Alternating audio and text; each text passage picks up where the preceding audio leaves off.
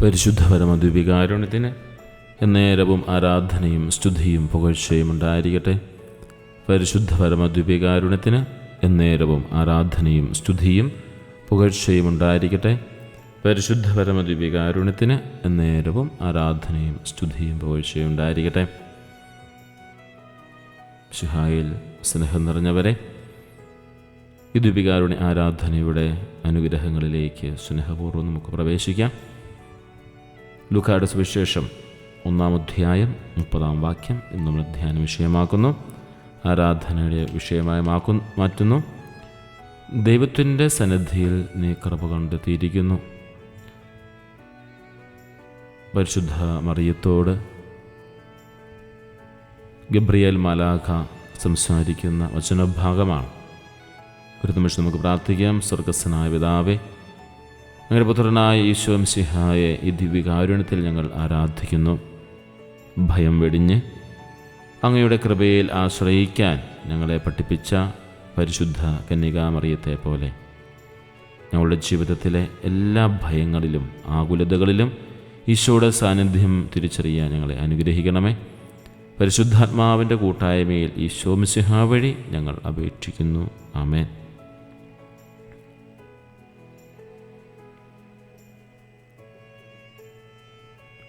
പരിശുദ്ധ മറിയത്തെ പോലെ നമ്മുടെ ജീവിതത്തിലും ദൈവത്തിൻ്റെ സന്നിധി ഒരു വലിയ വിസ്മയം സൃഷ്ടിക്കുമ്പോൾ ഒരുപക്ഷെ ഭയമുണ്ടാവാം, അസ്വസ്ഥതയുണ്ടാവാം. എന്നാൽ ഈ ദിവ്യകാരുണ്യത്തിൽ ഈശോ സന്നിഹിതനായിരിക്കുമ്പോൾ ഭയപ്പെടേണ്ട എന്ന ആഹ്വാനം എപ്പോഴും നമ്മെ ഓർമ്മിപ്പിക്കുകയാണ്. തമ്പുരാൻ്റെ സന്നിധിയിലായിരിക്കുമ്പോൾ ഭയമില്ലാതെ സ്നേഹപൂർവം പ്രാർത്ഥനാപൂർവം അവിടുത്തെ സന്നിധിയിൽ ആയിരിക്കണം. കാരണം അവിടുന്ന് നമ്മുടെ രക്ഷകനാണ്. നമുക്ക് വേണ്ടി പാടുപിടകൾ സഹിച്ച് നമ്മെ രക്ഷയിലേക്ക് ഉയർത്തിയ ആ ദിവ്യകാരുണ്യനാഥനായ ഈശോയുടെ മുമ്പിലാണ് നമ്മളായിരിക്കുക. അവിടുത്തെ സജീവമായ സാന്നിധ്യമാണ് നമ്മൾ അനുഭവിച്ചറിയുക. ആയതിനാൽ ഒരു നിമിഷം പോലും ഭയത്തിൻ്റെ ഒരാവശ്യം നമ്മുടെ ജീവിതത്തിൽ ഇല്ല എന്നോർക്കുക. പ്രത്യേകിച്ച് ഈ ദിവ്യകാരുണ്യ ആരാധനയുടെ സമയത്ത് നീ കൃപ കണ്ടെത്തിയിരിക്കുന്നുവെന്നാണ് പരിശുദ്ധ അമ്മയോട് പറയുക. അയോഗ്യരാണെങ്കിലും ദൈവത്തിൻ്റെ കൃപ നമ്മോട് കൂടെയുണ്ട്.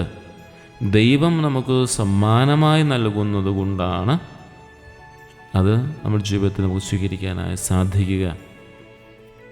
നമ്മോടൊത്തുള്ള ഈശോയുടെ സ്നേഹമാണ്. ഭയം നീക്കുന്ന ഈശോ നമ്മുടെ കുറവുകൾ, നമ്മുടെ പാപങ്ങൾ, ഭാവിയെക്കുറിച്ചുള്ള ആശങ്കകൾ എന്നിവയൊക്കെ ഈശോയുടെ മുമ്പിൽ എത്തുമ്പോൾ അതൊക്കെ അലിഞ്ഞ് ഇല്ലാതായി തീരണം. അതിനുവേണ്ടിയാണ് നമ്മൾ ദിവ്യകാരുണ്യ ആരാധനയിലൂടെ ദൈവത്തെ ആരാധിക്കുന്നത്, വചനം ധ്യാനിക്കുന്നതൊക്കെ അതിനുവേണ്ടിയാണ്. അതായത് നമ്മുടെ ജീവിതത്തിലുള്ള എല്ലാ ഭയങ്ങളും ഈശോ നമ്മുടെ സങ്കേതവും ശക്തിയുമാണ് എപ്പോഴും നമ്മൾ തിരിച്ചറിയണം. ഈശോ നമ്മുടെ ശക്തിയാണ്, ഈശോ നമ്മുടെ സങ്കേതമാണ്. ഈശോയുടെ സ്നേഹത്തെക്കുറിച്ച്, ഈശോ നൽകുന്ന കൃപയെക്കുറിച്ച് ഓരോ ദിവസവും നമ്മുടെ ഹൃദയത്തിൽ നമ്മൾ നന്ദി പറഞ്ഞുകൊണ്ടിരിക്കണം. ഈശോയെ, അങ്ങാണ് എൻ്റെ സമാധാനം, എൻ്റെ ജീവിതത്തിൽ അങ്ങ് കൃപ കണ്ടെത്തിയിരിക്കുന്നു എന്ന് ഞാൻ വിശ്വസിക്കുന്നു. അങ്ങൻ്റെ ജീവിതത്തിൽ കൃപ നിറച്ചിരിക്കുന്നുവെന്ന് ഞാൻ വിശ്വസിക്കുന്നു. അതിനാൽ ഞാൻ ഭയപ്പെടുകയില്ല. അങ്ങൻ്റെ പാപങ്ങൾ ക്ഷമിച്ചു. എൻ്റെ ബലഹീനതയിൽ അങ്ങൻ്റെ ശക്തിയാണ്. എൻ്റെ ഭാവിയെ അങ്ങയുടെ കരങ്ങളിൽ ഞാൻ സമർപ്പിക്കുന്നു. ഇത്ര ശക്തമായൊരു പ്രാർത്ഥന നമ്മുടെ ജീവിതത്തിൽ ഉണ്ടാവണം. നമുക്ക് സ്നേഹപൂർവ്വം പ്രാർത്ഥിക്കാം. ഈ ദിവ്യകാരുണ്യത്തിന് മുമ്പിലായിരുന്നു കൊണ്ട് ദുഃഖകരമായ ചിന്തകളിൽ നിന്ന് ഈശോയെ നീ മോചിപ്പിക്കണമേ. ദുഃഖകരമായ എല്ലാ ചിന്തകളിൽ നിന്നും, വേദനാജനകമായ എല്ലാ ചിന്തകളിൽ നിന്നും ഈശോയെ എന്നെ മോചിപ്പിക്കണമേ. അപൂർണതയിലേക്കുള്ള ഭയത്തിൽ നിന്നും ഈശോയെ എന്നെ മോചിപ്പിക്കണമേ. പരാജയത്തെക്കുറിച്ചുള്ള ഭയത്തിൽ നിന്നും ഈശോയെ എന്നെ മോചിപ്പിക്കണമേ. അങ്ങയുടെ ഹിതം നിറവേറ്റുന്നതിനുള്ള വൈമുഖ്യത്തിൽ നിന്നും ഈശോയെ എന്നെ മോചിപ്പിക്കണമേ. നമ്മുടെ പ്രാർത്ഥന ഇങ്ങനെ ആവർത്തിച്ച് ചൊല്ലാനായിട്ട് സാധിക്കണം.